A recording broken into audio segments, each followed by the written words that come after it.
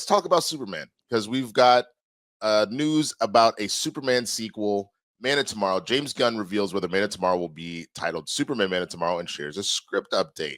This is Josh Wilding reporting from Comic Book Movie. Superman has been a $600 million box office hit for DC Studios, and while debates continue to rage about just how large a profit the first DCU movie will turn, Warner Brothers Discovery executives are likely to be happy that the DC brand is no longer on its last legs. That certainly seemed to be the case in 2023 when the likes of Shazam! Fury of the Gods and The Flash bombed, and not even Joker Folie à Deux came close to replicating the success of its $1 billion predecessor last year. 2026 will see the release of Supergirl and Clayface, two vastly different DC Comics adaptations. The former serves as the next chapter in the Superman saga, while the latter is an R-rated horror movie that will explore Gotham City's darkest corners. In 2027, we're getting a Man of Tomorrow, a Superman sequel that's not a sequel, starring David Cornsweet and Nicholas Hoult. The project is currently shrouded in secrecy, but filmmaker James Gunn has shared some updates on social media today. Asked how much Man of Tomorrow he's written, the DC Studios co-CEO replied, "All of it, just in the necessary and lengthy stage of rewriting and rewriting some more. It's been a lot of fun trying to get some done now before Peacemaker airs because we like to watch it as soon as it comes on." Many fans have wondered whether Man of Tomorrow will be titled Superman Man of Tomorrow, despite it not being a straightforward sequel. Well, Gunn has now confirmed that he's sticking with just Man of Tomorrow. Some might argue that the addition of Superman would make it easier to market, but Man of Steel was a hit in 2013. Plus, Gunn doesn't appear to be a huge fan of subtitles. He ditched Legacy from Superman and Woman of Tomorrow from Supergirl. Man of Tomorrow drops July 9th of 27. So yeah, here are the tweets here. Is it just Man of Tomorrow Superman? Just Man of Tomorrow. All of it just in the necessary lengthy stage of rewriting. Rewriting has been fun. Essentially what he said.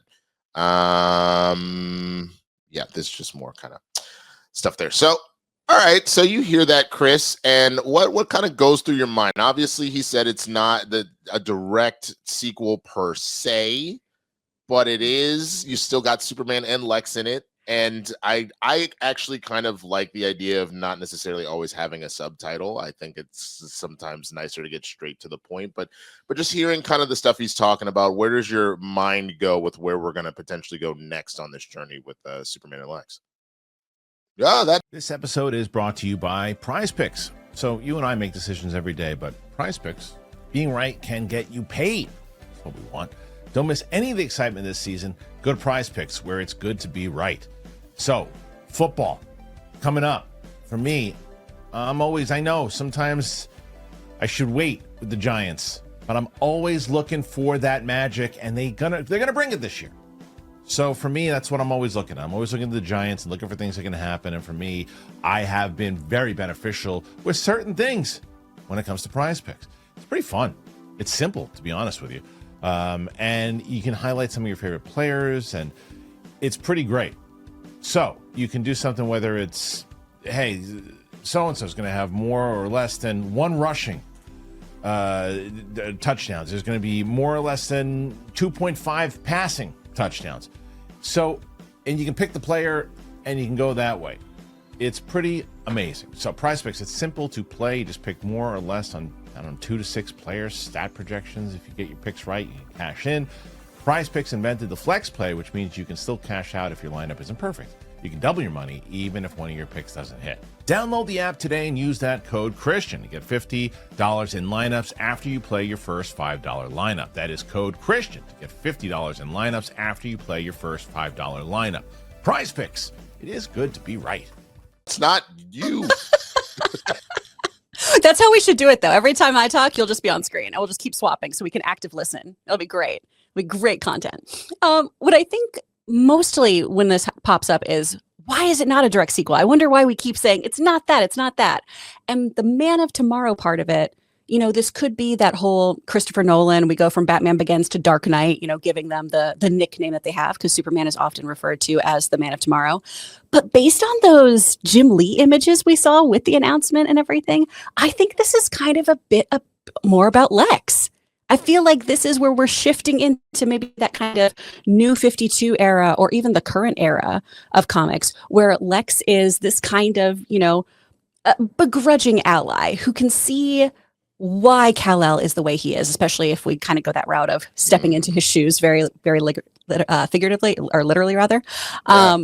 So I feel like it's going to be more about that dynamic, Lex seeing the humanity in him, Lex maybe understanding that his way about bringing change is not the best. And that's what I'm hoping for, is that we kind of dive into that and we don't have Lex just be this kind of twirling mustache villain, for lack of a better phrase, but we get to see a more dynamic version of him build and build and build, since we have such a great actor in Nicholas Hoult to really explore that.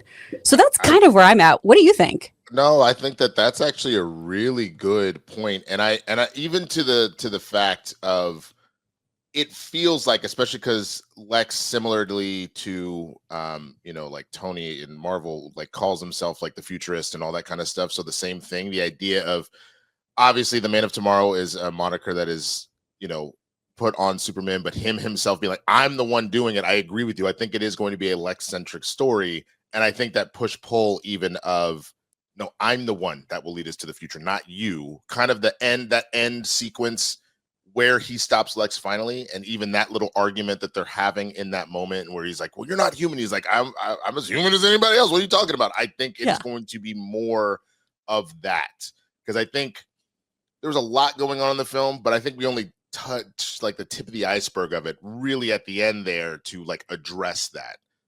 More or less, this was more kind of the focus of who Superman really is and what his role is. You know what I mean? Versus now that we understand what his role is, who really is the leader of Earth. That's kind of what this feels like this is going to be. But I guess the other part of it about it too is then we got to understand, where does then Supergirl come in? Obviously you had the Woman of Tomorrow being dropped from the moniker, but knowing that that's the storyline that we're going with, how much of that is going to wrap back into the story? Is she going to be involved? Is it just really going to focus on the two of them? Like, I think there's a lot kind of there that'll be interesting to see where it ends up going. Absolutely. With all three of them more than likely in the mix and in the film, who do you think their big bad is?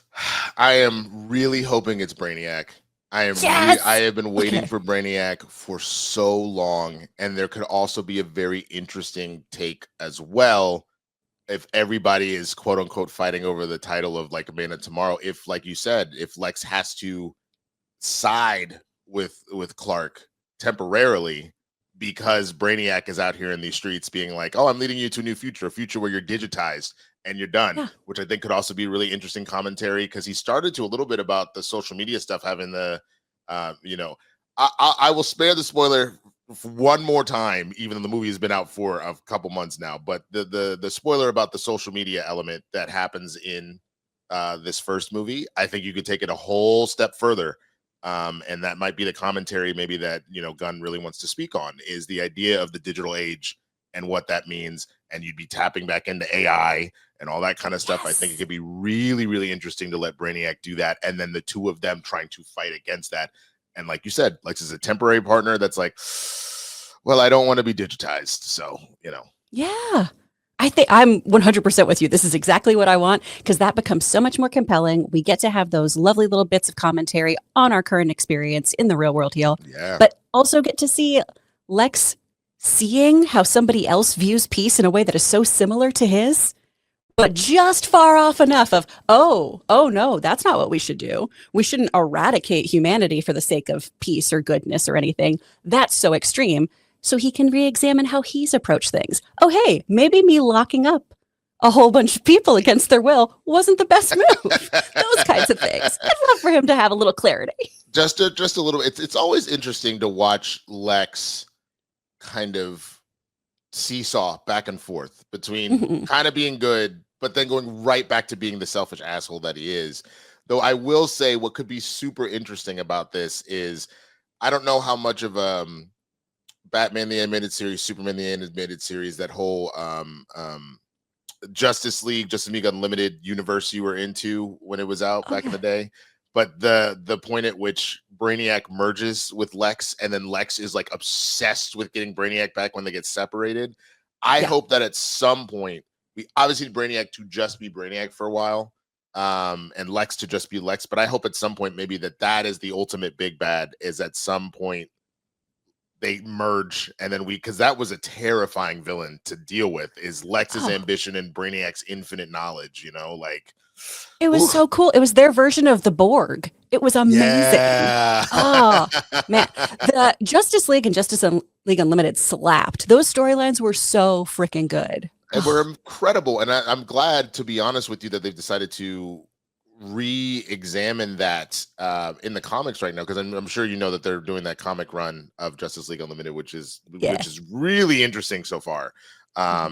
But all that being said, y'all, what do you think? What do you think about it just being titled Man of Tomorrow? Do you think it's a good idea, a bad idea? Should Superman be in the title? And what are your ideas? Do you think that we're going to get a Brainiac? I saw somebody say Parasite in the thing. Let us know what you think in the comments.